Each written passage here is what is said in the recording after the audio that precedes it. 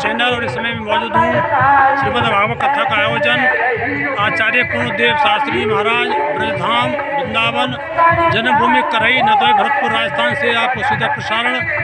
यदि आप जैसी चैनल देख रहे हो तो इसको सब्सक्राइब करें, लाइक करें, बेल दबाएं। गांव गोदावली तहसील नगर जिला भरतपुर राजस्थान से आज 7वें दिवस की कथा का आयोजन आपको कुछ भागों में अलग दिखाया जाएगा। इतिहास में एक ऐसा लाडला भगवान का प्यारा प्यारा दुलारा भक्त हुआ है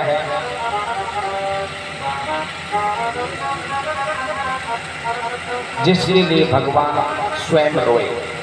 आप इतिहास उठाकर देखिए, सारे भक्त भगवान के लिए रोए हैं, भगवान से मिलने के लिए रोए हैं, लेकिन सुदामा एक ऐसा लाडला मित्र हुआ है भगवान का, भक्त हुआ है भगवान का, जिसके लिए भगवान खुद रोए। और इतने रोए, इतने रोए, इतने रोए, पानी परात को हाथ छुओ नहीं, नैनन के जल 100 पग होए। लेकिन साहब सुदामा के चरित्र को लोगों ने ठीक से पढ़ा नहीं, इसलिए आप सुदामा की झांकी देखा करते हैं, जो विकृति दिखाई सुदामा में, और सुदामा को जो भिखारी बना दिया, कितना बेकार रूप दिखाया। सुदामा भिखारी नहीं थे, सुदामा भिक्षुक नहीं थे। दूसरी बात, हिंदी के कवि ने भी यही लिखा एक पद में कि विप्र सुदामा बसत है सदा अपने धाम, भिक्षा कर भोजन करे सदा जपे हरि नाम। ताकि गृहिणी पतिव्रता कहे वेद की रीत, सुबोध सुशील सहज अति पति सेवा में प्रीत। 3 चरण बहुत अच्छे लिखे, लेकिन दूसरा चरण भिक्षा कर भोजन करे, ये बात समझ में नहीं आई। जो भीख मांगते हैं उनके घर ऐसे नहीं होते जैसे सुदामा के घर का वर्णन आपने सुना है। हाँ जी, जिसकी छान पे फूस ना हो, पहनने के कपड़े न हो, सिर पर बांधने के लिए पगड़ी न हो, पैरों में पहनने के लिए जूते चप्पल न हो, जिसकी प्यारी प्यारी पत्नी सुशीला फटी धोती से घूमती हो, बच्चे भूखे बैठे रहते हो, लोग महीने में 2 एकादशी करते हैं, लेकिन जिसके घर में रोज एकादशी जैसा वातावरण हो। भिखारियों की स्थिति देखिए ना आप, कोठी खड़ी है भिखारियों की कोठी। मैं YouTube चैनल पर देख रहा था फोन में, एक भिखारी रोड के किनारे बैठा है, कोई एक व्यक्ति वहां से निकला, कहने लगा हे भैया कुछ देके जाना। अरे अल्लाह के नाम पे देके जाना। उसने कहा खुले पैसे नहीं है। भिखारी ने तुरंत अपने पीछे कट्टे के नीचे हाथ दिया, और कितने के खुले चाहिए? 100 के, 500 के, 2000 के, बोलना। बोल भैया फोन में पैसे हैं, जेब में पैसे नहीं है, भूल गया। तो बोलो एटीएम करते हो कि पेटीएम? वो आजकल वो करते हो, स्कैन करते हो, क्या चाहिए? दोनों मशीनें। फोन पे नंबर लो, और अगर बोलो तो फोटो ले लो। आश्चर्य की बात, ये भिखारियों की स्थिति है।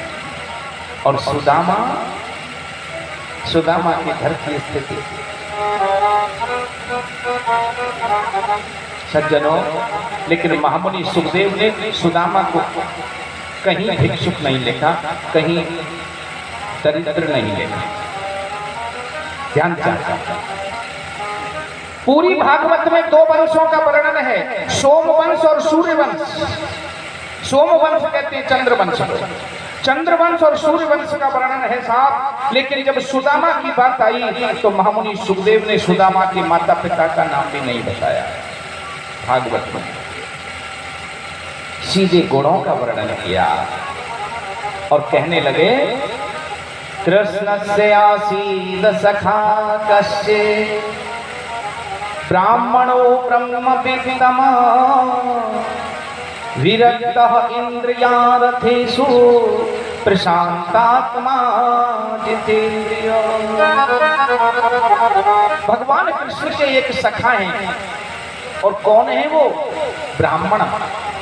और ब्राह्मण भी केवल नाम के नहीं है, ब्रह्म विद्तम। वित्तम में विद धातु है, कत प्रत्यय है। पढ़े लिखे लोग बैठे हैं, थोड़ा व्याकरण का ज्ञान हो तो सुने। विद धातु से कत प्रत्यय करने पर शब्द बनता है वित्तम। विद माने जानना, जिसने ब्रह्म को जान लिया है ऐसा ब्राह्मण है। आप बताइए, ब्रह्मविद ब्रह्मैव भवति, मुंडकोपनिषद कहता है जो ब्रह्म को जान लेता है वो ब्रह्म हो जानता है। जानत जानत तुम्हें हो जाए।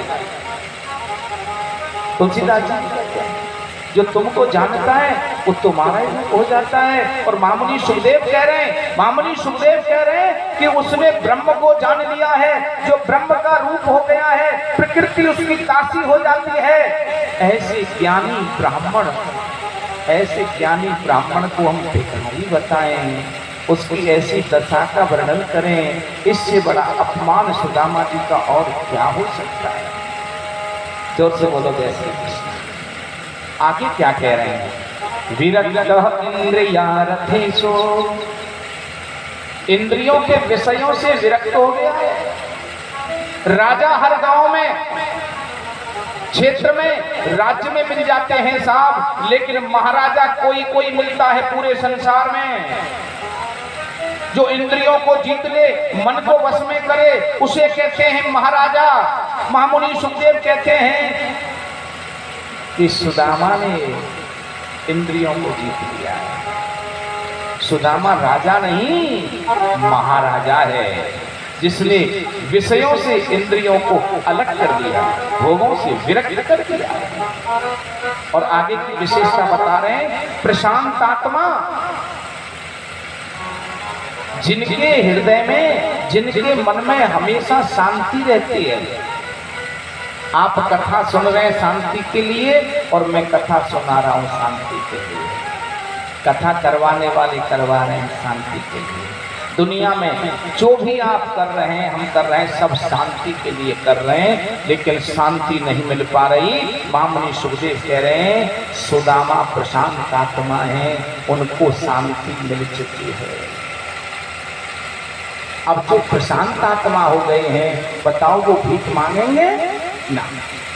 भिक्षा कर भोजन करे, बहुत गलत लिख दिया कवि ने, बहुत गलत, ठीक नहीं लिखा सुदामा के ऊपर। और अंत में क्या लिखा? जितेंद्रिय।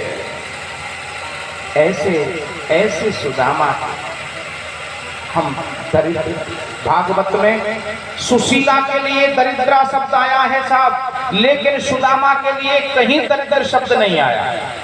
दरिद्र में और गरीब में अंतर समझ। सुदामा गरीब है, दरिद्र नहीं है। जोर से बोलो जय श्री कृष्ण, बोलो ना जोर से। सुदामा दरिद्र नहीं है, गरीब है। भागवत कहती है असंतुष्टो यस्तु दरिद्र, जो असंतुष्ट रहता है वो सबसे बड़ा दरिद्र है, चाहे राजा ही क्यों ना हो। एक बार क्या हुआ, एक राजा अलवर पर आक्रमण करने के लिए चला गया। ऐसे मान लें भरतपुर का राजा अलवर पर आक्रमण करने के लिए चला। मथुरा के राजा ने सोचा कि अब भरतपुर में तो राजा है नहीं, वो तो अपनी सेना को लेकर अलवर चला गया, तो मौका है मैं भरतपुर के खजाने को लूट लूं। तो अपनी सेना लेके जा रहा है। रास्ते में एक संत मंडली है, संत मंडली में किसी शिष्य को एक सोने का सिक्का मिल गया। शिष्य ने वो सिक्का गुरु जी को दिया। गुरु जी ने कहा भाई जो दरिद्र मिलेगा उसको दे देंगे। बैठे हुए सैनिक आए, हटो हटो हटो हटो, महाराज आ रहे हैं, महाराज आ रहे हैं। गुरु जी ने कहा भैया पूछो कौन से महाराज आ रहे हैं। बोल जी मथुरा वाले महाराज आ रहे हैं। कहाँ जा रहे हैं? कि भरतपुर जा रहे हैं। क्या करने? खजाने को लूटने। इस समय भरतपुर का राजा अलवर के राजा से युद्ध कर रहा है, मौका है हम उसके खजाने को लूट के लाएंगे, हमारा खजाना बढ़ जाएगा। गुरु जी ने कहा हे शिष्य वो सोने का सिक्का कहाँ है, देना। शिष्य से सोने का सिक्का लिया। बीच रास्ते में खड़े हो गए गुरु जी। राजा की पालकी आई, हटो महाराज। संत ने कहा हट जाऊंगा, पहले तेरा हाथ दे। राजा ने जैसे ही हाथ बढ़ाया, गुरु जी ने सोने का सिक्का उसके हाथ पे रखा और कहा गरीब बहुत जैसे बहुत देखे लेकिन दरिद्र तेरा जैसा नहीं देखा। राजा ने कहा मैं समझा नहीं, मैं दरिद्र कैसे हूँ? अरे राजा तेरा खजाना भरा हुआ है, सब तरह का आनंद है, फिर भी तू दूसरे के खजाने को लूटना चाहता है। जो दूसरे के धन पर, दूसरे के खजाने पर बुरी नीयत रखता है, चाहे कितना ही धनवान क्यों ना हो, उससे बड़ा दरिद्र दुनिया में कोई नहीं होता। जोर से बोलो जय श्री कृष्ण। सुदामा गरीब है साहब, गरीब चटनी रोटी खा लेता है, छप्पर में रह लेता है, फटे कपड़ों से रह लेता है, झूठ नहीं बोलता, छल छराबा नहीं करता, धोखेबाजी नहीं करता। जाहि विद राख है राम ताई विद रहिए, और सीताराम सीताराम सीताराम कहिए, इस सिद्धांत पर जीता है। इसलिए कहते हैं कि सुदामा गरीब है। सुदामा की स्थिति सिर पर पगड़ी नहीं, तन ढकने को कुर्ता नहीं, बांधने को धोती नहीं, लाठी भी टूटी है, रस्सी और बाल्टी रखते हैं कंधे पे, रस्सी में कई कई गांठ लगी हैं, बाल्टी का तरा नीचे से फूटा है, कुएं में से जब पानी खींचते हैं तो खींचते खींचते ही बाल्टी खाली हो जाती है। लोग महीने में 1-2 एकादशी का उपवास करते हैं।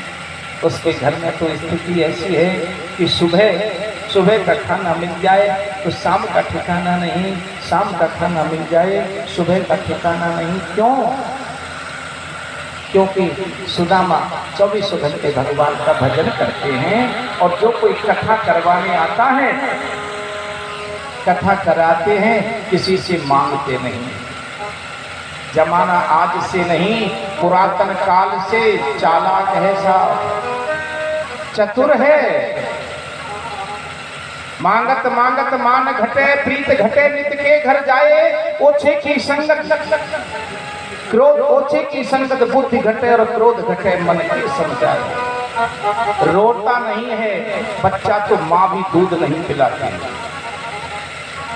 लेकिन सुदामा भगवान पर भरोसा करते हैं, कथा सुनाते हैं, जो मिल जाता है उसे लेके आ जाते हैं। इसलिए उसकी ये स्थिति है, और उसके जिम्मेदार सुदामा नहीं समाज है। इसलिए आज ब्राह्मण अपना कार्य छोड़कर जा रहे हैं। आप डॉक्टर के पास जाते हैं, 5 मिनट डॉक्टर आपकी नब्ज भी नहीं देखता, आपसे ही बीमारी का नाम पूछता है, कलम चलाता है, दवाई लिख देता है, 500 रुपये फीस, 5 मिनट भी नहीं लगे। और एक पंडित, एक ब्राह्मण, एक ज्ञानी, एक प्रवक्ता जो सारा कुछ छोड़कर सत्यनारायण की कथा भी सुनाने जब आपके पास आएगा तो शाम को योजना बनाएगा, सुबह सारा घर का काम छोड़ेगा, आपके घर आएगा, चौकी बनाएगा, पूजा कराएगा, सत्यनारायण की कथा सुनाएगा, हवन कराएगा, और फिर आप जब भोजन कराओगे तो दक्षिणा के रूप में ज्यादा से ज्यादा एक स्वापी 100-200 रुपये, खूब जोर लगाएंगे तो ऐसे पेंट पुरसट कि जिनकी कीमत सिलाई भी नहीं होगी, दे देंगे। आप बताइए ब्राह्मण कैसे ब्राह्मण का काम करे, कैसे संत कथा सुनाए, कैसे संत पूजा कराए, कैसे पुजारी मंदिर में पूजा करे। मंदिर बनवा देते हैं हम, पुजारी नहीं रख पाते।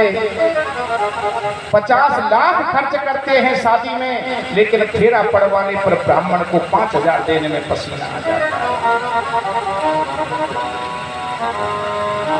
50 लाख की शादी में 5,000 की दक्षिणा, पसीना आ गया साहब। सत्यनारायण की कथा में 500 रुपये, महीने में साल में 12 कथा सुनाई, 6,000 रुपया हुए। 6,000 रुपया में एक बच्चे की फीस भी नहीं भरी जाती। हम सारे कार्यों पर खर्च करते हैं, इसलिए आज धर्म पीछे जा रहा है। जोर से बोलो जय श्री कृष्ण। सज्जनों, जिम्मेदारी समाज की है, सबको साथ में लेके चले। सुदामा की स्थिति जो बिगड़ी, उसकी जिम्मेदारी समाज की थी। सुदामा की पत्नी का नाम है सुशीला। सु माने सुंदर, शील माने चरित्र। सुशीला का अर्थ सुने, सु माने सुंदर, शील माने चरित्र। जिसका चरित्र सुंदर है, जिसका आचरण सुंदर है, जिसका व्यवहार सुंदर है, जो पति की सेवा करती है, सास ससुर की सेवा करती है, हमेशा पड़ोसियों से अच्छा व्यवहार करती है, ऐसा कोई आचरण नहीं करती, ऐसा कोई व्यवहार नहीं करती जिससे समाज में पति की गर्दन झुके। सुशीला से बच्चों की भूख नहीं देखी जा रही, पति की स्थिति नहीं देखी जा रही, इसलिए सुशीला भगवान के सामने अपने विचार रखती है और भजन के माध्यम से सुनते हैं। सुशीला कहती है, विधाता और ये बाला किसी को गरीबी न दे, और देने वाला किसी को गरीबी न दे। बदनसीबी ना दे,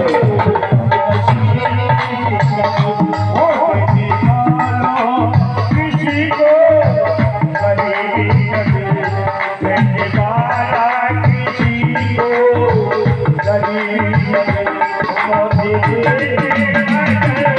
बदनसीबी न दे, बदनसीबी न दे।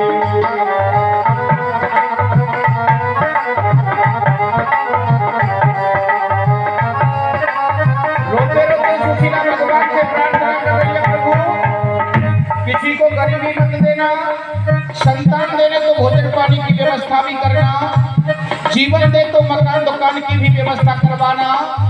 बड़ा कष्ट होता है जब वर्षा में वस्त्र भीग जाते हैं और बच्चे सर्दी में सो नहीं पाते। और देने वाला किसी को गरीबी न दे, देने वाला किसी को गरीबी न दे, और दे मगर बदनसीबी न दे, देने वाला किसी को गरीबी न दे, और दे बदनसीबी न दे।